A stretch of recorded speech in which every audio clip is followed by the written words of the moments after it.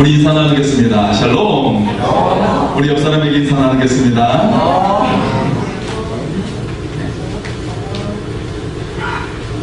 네, 한 주간도 우리가 날씨가 변화무쌍한 가운데 살아온 것 같습니다. 예, 아름다운 꽃이 피는가 하면 또 추운 날씨로 인해서 또 갑자기 두꺼운 옷을 꺼내야 하는 그런 시간을 보낸 것 같아요. 한 주간 동안에 여러분과 나누고 싶은 하나님의 말씀이 있는데요. 열왕기하 6장 16절의 말씀입니다. 대답하되 두려워하지 말라. 우리와 함께하는 자가 그들과 함께한 자보다 많으니라 하니. 할렐루야.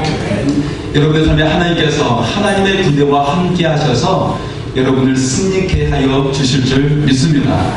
네, 여러분은 혼자가 아니에요.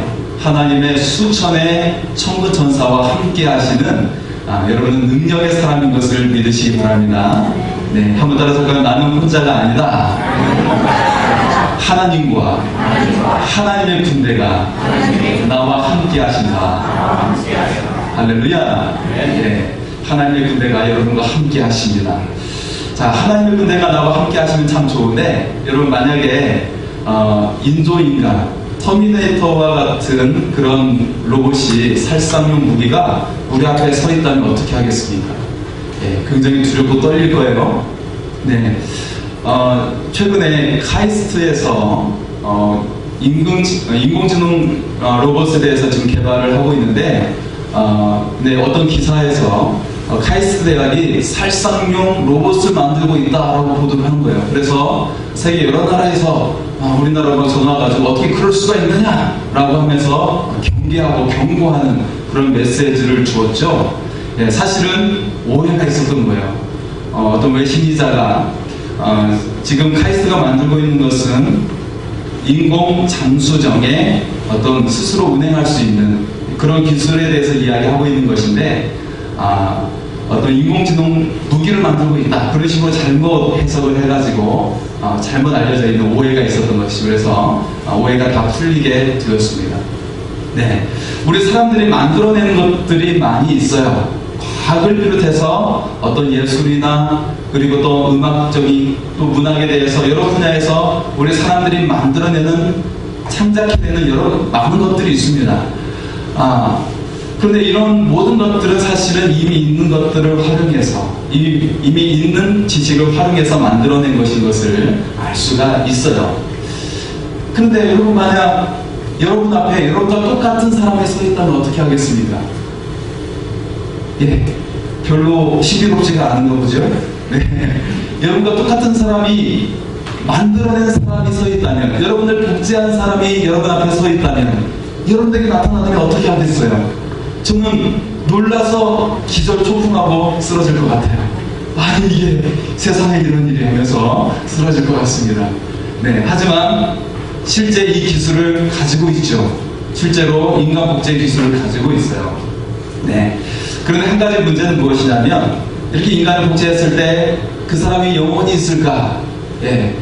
하지만 과학자들은 판단하고 있죠. 그들은 단지 동물적인 감각만 있을 것이라고 그렇게 추정을 하고 있어요. 그렇다면 우리의 인간이 생명도 만들어낼 수 있을까? 여러분, 생명도 만들어낼 수 있을까요?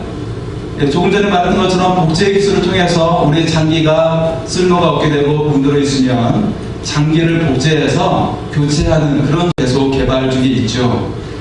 이것은 단지 생명을 연장하는 것이지 생명을 창조해내는, 생명을 만들어내는 것은 아니에요. 아직 우리 인간은 생명을 만들어내는 기술이 없습니다. 예, 그렇다면 우리의 생명은 어디로부터 왔을까요? 그냥 우연히 생겼을까요? 아니면 그냥 우리 부모님이 실수로 태어나게 되었을까요? 어떻게 만들어진 것일까요? 모든 사람은 하나님께로부터 만들어진 줄 믿습니다. 여러분은 하나님의 손길이 닿았어요. 이 우주를 만드신 전지전능하신 하나님의 손길이 여러분에게 닿아서 여러분이 이 세상에 태어나게 된 것인 줄 믿습니다. 그래서 여러분, 사람 가운데 무가치한 사람이 한 사람도 없어요. 하나님의 손길은 쓸모없이 손을 대지 않습니다. 다 의미가 있고 특별한 여러분 가치 속에 여러분들이 다 만들어진 줄 믿습니다. 자, 이처럼 하나님께서는 우리의 생명을 창조하신 생명의 창조자가 되십니다. 그리고 이처럼 하나님께서 생명의 창조자이심을 믿는 사람에게 무엇이 임할까요? 하나님의 놀라운 축복이 임하게 될 줄 믿습니다. 하나님께서 모든 생물을, 모든 만물을 창조하셨지요. 식물을 먼저 만드셨고, 그리고 동물을 만드셨어요. 곧 하나님께서 생명의 창조자가 되시는 겁니다. 생명의 창조자라는 말은 그 생명을 시작하게도 하실 수 있고, 그 생명을 마치는 그런 일도 하실 수가 있다라는 거예요. 어떤 사람이 라스베가스를 향해서 열심히 자동차를 몰고 가고 있는데 그만 이 사막 한복판에서 이 고속도로에 차가 멈추고 말았어요. 그래서 차를 막 고치려고 하는데 지나가는 차도 별로 없고 막 난감해하고 있었어요. AS 받기도 힘든 상황이에요. 그래서 막 이리저리 봤는데 도저히 어떻게 할 수가 없었어요. 그런데 한 차가 다가오는 거예요. 그리고 그 차가 딱 서더니 한 노신사가 내리는 거였어요. 그래서 그 노신사가 도와드릴까요? 했더니 남자가 뭐 하실 수 있으면 해주세요 라고 아무런 기대 없이 그냥 딱 내뱉었어요. 그런데 그 노신사가 그 엔진룸을 딱 보더니만 딱 무언가를 줘요. 그리고 살짝 만지더니 차가 시동이 걸리는 거예요. 알고 보더니 이 노신사가 누구였어요? 바로 이 자동차를 발명한 포드, 헨리 포드였어요. 그 자동차를 만든 사람이 그 자동차의 체질을 알고 자동차를 고칠 수가 있었다라는 것이에요. 여러분, 우리 사람을 만드신 분은 하나님이십니다. 하나님이 우리의 체질을 알고 우리의 잘못된 것을 고치시고 우리에게 생명의 길로 인도하심을 믿습니다. 바로 하나님은 이처럼 생명의 창조자가 되신다라는 거예요. 그런데 여러분의 삶, 여러분이 살아온 삶은 어떤 삶이라고 말할 수가 있습니까? 나는 생명의 삶을 살고 있다? 아니야, 나는 사망의 삶을 살고 있었어. 정말 죽은 것 같은 삶을 살고 있었던 거야. 어떤 삶을 살고 있었습니까? 행복한 삶을 살고 있었습니까? 아니면 괴로운 삶을 살고 있었습니까? 어떤 삶을 지금 살고 있습니까? 오늘 본문은 우리에게 세 가지 삶이 있다고 말하고 있어요. 첫 번째 삶은 무엇이냐면 오늘 7절에 우리가 무엇으로 만들어졌다고 말씀하고 있습니까? 사람을 흙으로 만들었다고 말하고 있습니다. 바로 흙의 삶, 육체의 삶을 살게 된다는 것. 사람은 첫 번째로 육체의 삶을 살게 된다는 것입니다. 오늘 본문에 흙으로 만들어졌다는 이 말은 우리는 흙의 제약을 받고 살게 된다는 말이에요. 흙의 제약을 받고 산다. 다시 말해서 육체의 제약을 받고 살게 된다는 말이에요. 여러분, 열심히 일하면 피곤하죠. 피곤하면 어떻게 돼요? 쉬어야 돼요. 여러분, 때때로 감기에 걸리기도 하고, 그죠? 몸이 으쓱하기도 하고 그럴 때가 있어요. 아프면 치료를 받아야 되는 것이죠. 그리고 오늘 이 시간 지나면 어때요? 지금도 배에서 뽀로로 하는 사람들이 있어요. 배고파요. 하루에 한 끼도 안 먹으면 힘이 없어요. 배가 고파요. 배가 고프면 먹어야 되죠. 이처럼 먹어야 되고 쉬어야 되고 또 병을 치료해야 되는 육체의 제약을 받으면서 살고 있는 육체의 삶을 우리가 살고 있는 거죠. 진통제를 많이 쓰는 나라가 어느 나라일까요? 진통제를 가장 많이 쓰는 나라가 미국이에요.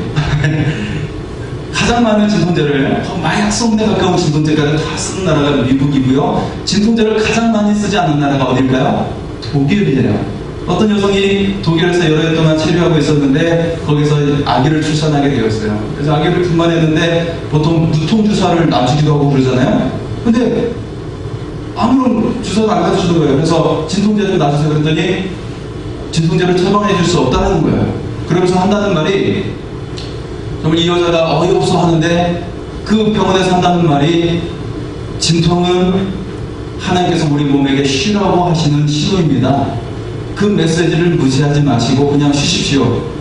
우리는 진통제를 처방하지 않습니다. 라고 이야기하는 거예요. 여러분, 우리는 몸에 통증을 느끼게 되죠. 통증을 느끼게 됩니다. 왜냐하면 육신이 쉽게 피로해지고 연약하기 때문에 이런 통증을 느끼게 돼요. 그런데 쉽게 약을 쓰면 어떻게 돼요? 하나는 좋아지면 하나는 나빠지는 게 약이에요. 여러분, 진통제를 많이 쓰면 우리 심장이 약해져요. 그래서 진통제를 자주 복용한 사람은 나중에 심장에 문제가 생기게 되는 것이죠. 그 약의 원리인 것을 알고 있기 때문에 약을 잘 쓰지 않았던 것이죠. 자, 이처럼 우리 몸이 연약하기 때문에 쉽게 피곤하고 아픔이, 통증이 생기는 것을 볼 수가 있어요. 오늘 말씀을 통해 우리는 복음에 대해 다시 생각할 수가 있어요. 복음이란 무엇이냐면 영혼의 문제만을 말하고 있지 않다는 거예요. 복음은 영혼과 더불어서 육체의 문제를 같이 말하고 있다는 것입니다. 여러분, 우리 하나님께서 흙으로 사람을 지으셨죠? 그러면서 먹고 사는 것, 몸이 아픈 것, 그리고 육체의 제약을 주신 분이 바로 하나님이시다라는 거예요. 그러나 그 하나님께서 흙으로 사람을 만드실 때 흙으로 만드는 것에 멈추지 않고 무엇을 넣어주셨어요? 그 안에 그 코에 생기를 후 하고 불어 넣어주셔서 우리가 생명이 되게 하신 줄 믿습니다. 이 말씀이 무엇이에요? 야, 우리 인간의 가치는, 사람의 가치는 육체에 있는 것이 아니라 영혼에 있다는 것을 알려주시기 위해서라는 거예요. 한번 따라서 할까요? 사람의 가치는 육체에 있지 않고 영혼에 있습니다. 할렐루야. 그래서 어떤 겉모습이 아름답다고 좋은 것이 아니라 영혼이 아름다워야 된다는 것입니다. 어떤 사람이 덩치가 크고 몸무게가 많이 나간다고 해서 그 사람 참으로 가치가 있다라고 말합니까? 그렇지 않죠. 여러분, 일본의 스모 선수는 거의 몸무게가 300kg에 달해요. 제가 보니까 여기에 100kg 넘는 사람이 없으니까 여러분 몸무게가 참 좋습니다. 여러분, 할렐루야. 네, 100kg 넘는 사람이 없기 때문에 몸무게가 다 좋은 사람이에요. 스모 선수는 한 300kg 정도에 달해요.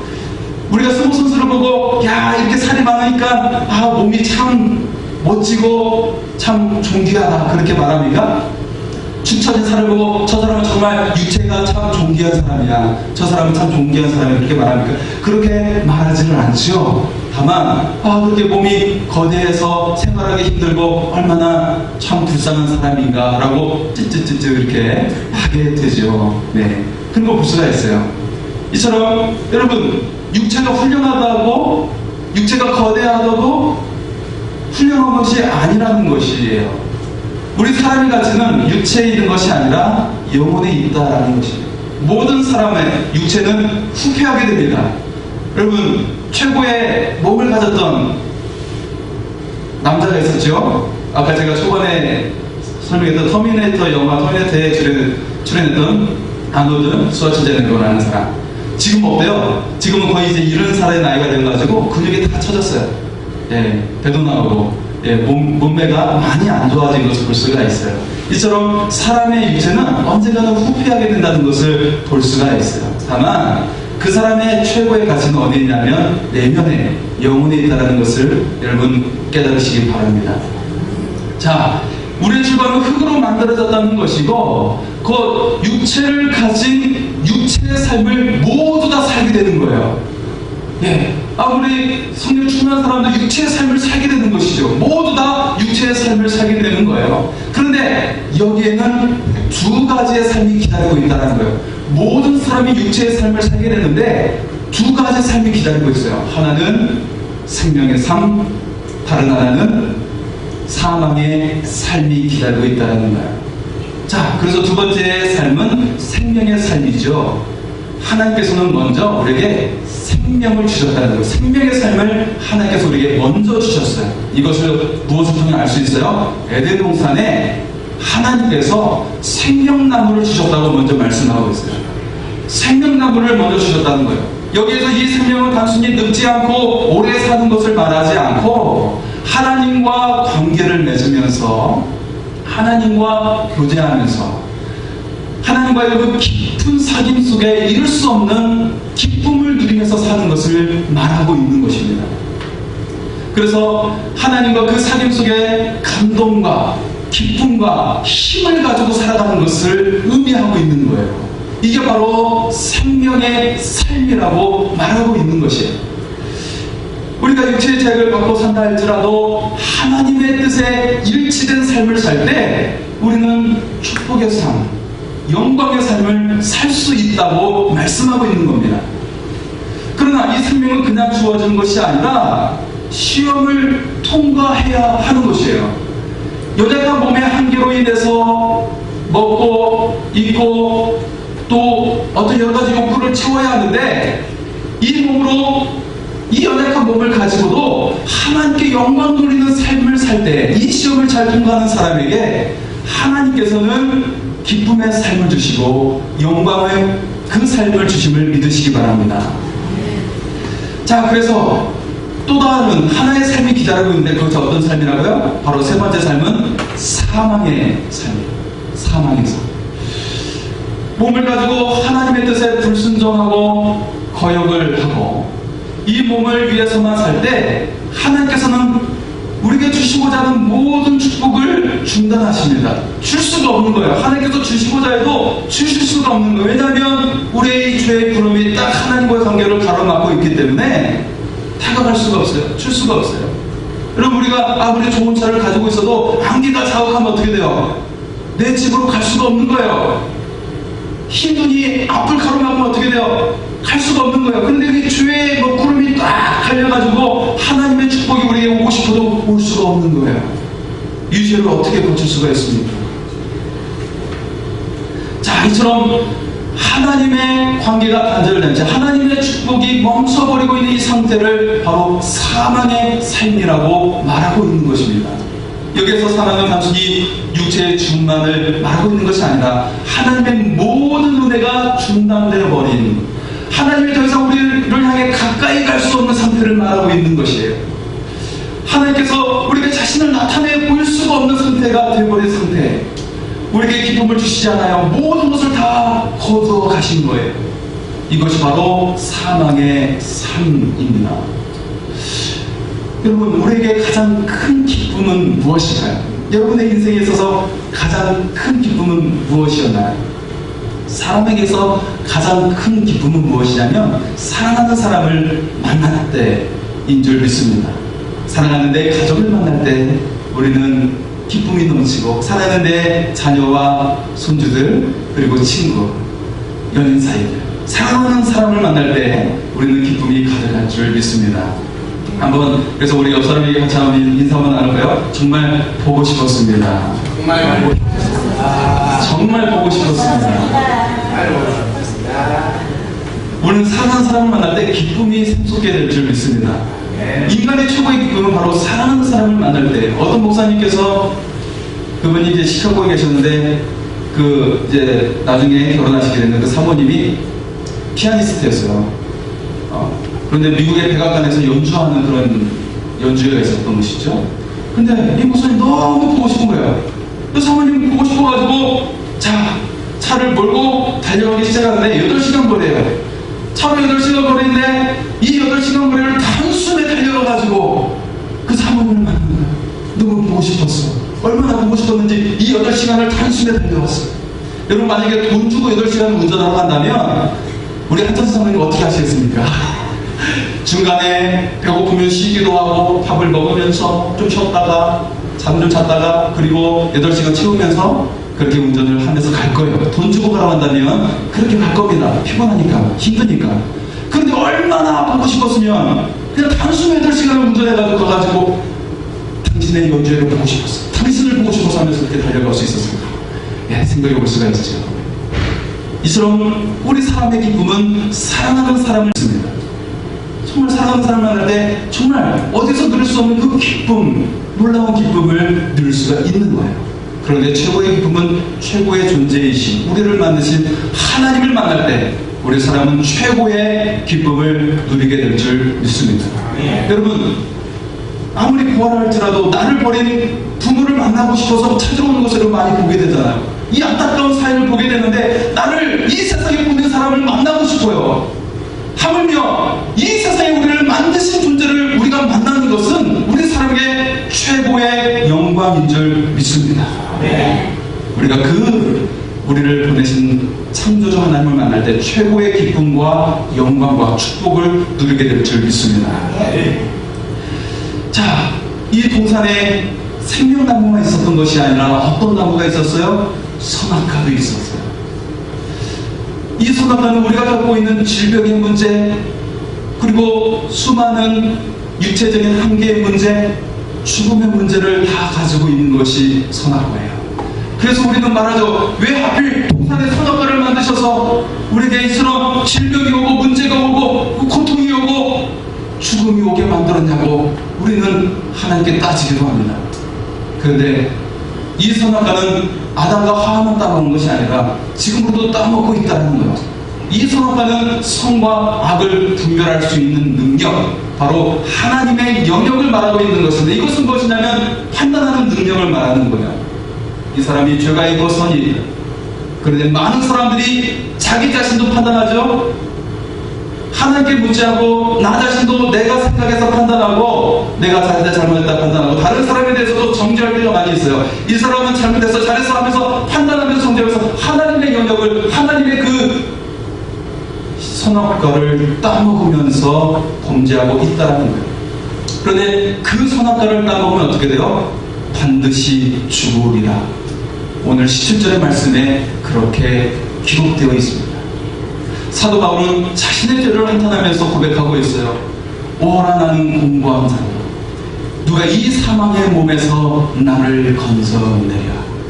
위대한 사도 바울도 그렇게 고백하고 있는데, 이 사망에서 누가 우리를 건져낼 수 있을 것입니다. 그런데 하나님께서는 우리의 생명을 포기하지 않으셨습니다. 하나님, 우리가 요구하지도 않고 원하지도 않았음에도 불구하고 아들을 우리에게 주셨어요. 그리고 우리의 이 빚진 죄를 대신해서 그 죄값을 갚아주셨다는 사실입니다. 여러분, 돈을 구했으면 돈으로 갚아야 돼요. 가축의 생명을 잃게 했으면 가축으로 되갚게 되어 있어요. 우리의 죄값은 생명으로 지불해야 되는데, 그 죄값의 생명을 바로 흠이 없으신 하나님의 아들 예수님께서 대신 지불해 주셨다는 것입니다. 우리의 죄가 얼마나 추악한지, 가장 저주받는 것이라고 했던 나무에 달리는 죽음, 십자가의 죽음으로 죽으심은 가장 연약하고 보잘것없는 사람까지도 끌어안으시기 위해서 가장 처참한 그 십자가의 죽음으로 주님께서 죽으신 것입니다. 주님께서 십자가에 죽으셨지만 생명의 주인 되신 하나님께서 그 예수님을 살리셨고, 그 주님을 믿는 자마다 생명의 부활로 구원받게 되었음을 믿으시기 바랍니다. 한 사람 아담에 의해서 모든 사람이 죽게 되었죠. 그가 국가대표, 인류의 대표가 되어서 실패해서 모든 사람이 죽게 되었지만, 한 사람, 또 다른 사람 아담 예수님께서 우리의 또 다른 인류의 대표가 되어주셔서 그 주님께서는 우리를 위해 모든 죄를 끌어안고 죽으셨다가 생명의 부활로 부활하셔서 우리 모두 다 생명의 부활을 얻게 하신 줄 믿으시기 바랍니다. 이처럼 하나님은 우리를 포기하지 않으시고 우리의 생명을 구원해 주신 생명의 하나님이신 줄 믿습니다. 여러분, 신앙은 언약입니다. 무슨 언약입니까? 하나님의 말씀, 그 생명의 말씀을 따르면 하나님께서 우리의 모든 삶을 책임져 주시겠다는 언약이에요. 그런데 하나님과 세상의 양다리를 걸치면 오는 것은 바로 사망이라는 사실입니다. 우리의 신앙은 단호해야 합니다. 죽으면 죽으리라는 그런 신앙이 우리 가운데 있어야 된다는 거예요. 오늘 많은 기독교인들이 이 세상과 타협하면서 살다 보니까 이 세상 사람들에게 지탄의 대상이 대부분 말았어요. 생명을 잃고 말았어요.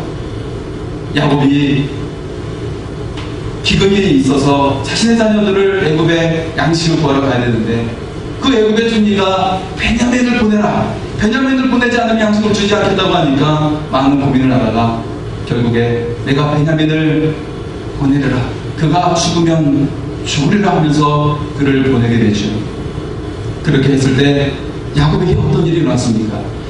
베냐민의 생명뿐만 아니라 지금까지 죽은 줄만 알았던 요셉도 만나면서 요셉의 그 영광을 누리는 것을 발견하게 되고 큰 기쁨을 누리게 된 줄 믿습니다. 그리고 에스더가 자신의 조국의 민족이 다 죽음을 앞에 놓이게 되는 그런 어려운 가운데 놓여 있었어요. 왕 앞에 나가면 죽을 수도 있어요.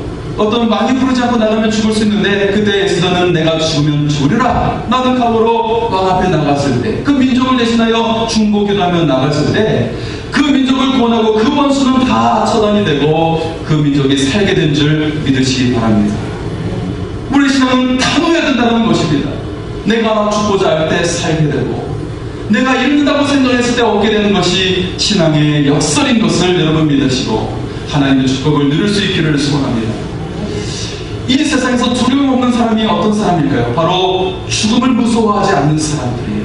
초대교회 성도들은 내가 잡히면 죽게 되는 그 일도 있었겠지만 주님이 곧 오신다고 믿었어요. 그렇기 때문에 오늘이 마지막 날인 것처럼 살았다는 것입니다. 그랬더니 오늘이 마지막 날이라고 생각하고 살다 보니까 이 하루의 삶이 최고의 삶, 최선을 다하는 그런 에너지가 넘치는 삶을 살 수 있었다는 거예요. 생명의 하나님께서 우리에게 생명을 주셨습니다. 그리고 우리에게 주어진 생명의 이 삶을 살아가는 것은 인생이라고 하는 최고의 무대에서 연주하는 것과 같은 것이에요. 우리가 인생에 대해서 최고의 연주를 연주하게 되는데, 그 연주에는 하나님이 보고 계시고 하늘에 있는 천군 천사들이 모두 보고 있고, 그리고 모든 피조물들이 우리를 보고 있어요. 우리가 인생이라고 하는 최고의 무대에서 어떤 연주를 할지를 다 뚜렷이 보고 있다는 거예요. 그런데 이 연주를 하고 있는데 어떤 사람이 나를 떠난다고 하고, 그리고 어떤 문제가 발생했다고 하고, 집이 부도가 났다고 하고, 그리고 여러가지 염려의 문제, 여러가지 우리를 두렵게 하는 그런 문제들이 발생하고 있어요. 하지만 그런 여러가지 문제가 있다 할지라도 이 연주회를 포기해서는 안 된다는 거예요. 여러분, 우리에게 생명의 기회가 주어졌습니다. 그리고 우리에게는 그렇게 시간이 넘치는 것도 아닙니다. 먹는 문제, 사는 문제, 그리고 이 염려 저 염려로 시간을 낭비해서는 안 된다는 것입니다. 주변에 나를 아프게 하는 사람이 있다 할지라도, 사랑하는 사람이 내 곁을 떠나게 된다 할지라도 우리에게는 더 중요한 일이 있다는 것입니다. 바로 여러분에게는 삶을 연주할 악기가 있고, 여러분의 인생이라고 하는 이 최고의 무대에 여러분이 이 무대를 포기해서는 안 된다는 것입니다. 여러분의 삶을 포기해서는 안 된다는 것이에요.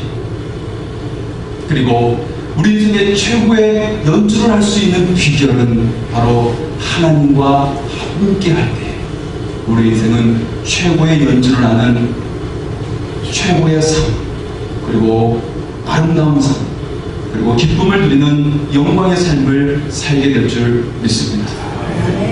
아직도 수많은 사람들이 생명의 하나님이 그 안에 계시지 않은 채 사망의 길을 향해 가고 있습니다. 그 가운데 우리가 사랑하는 내 가족과 사랑하는 사람들, 내 이웃들이 그 안에 있습니다. 그들의 생명을 포기하지 않고 생명의 하나님, 나에게 그 생명을 주신 그 하나님을 따라 우리도 그들에게 생명을 증거하는 우리의 발걸음이 될 수 있기를 소원합니다. 우리 같이 기도하겠습니다.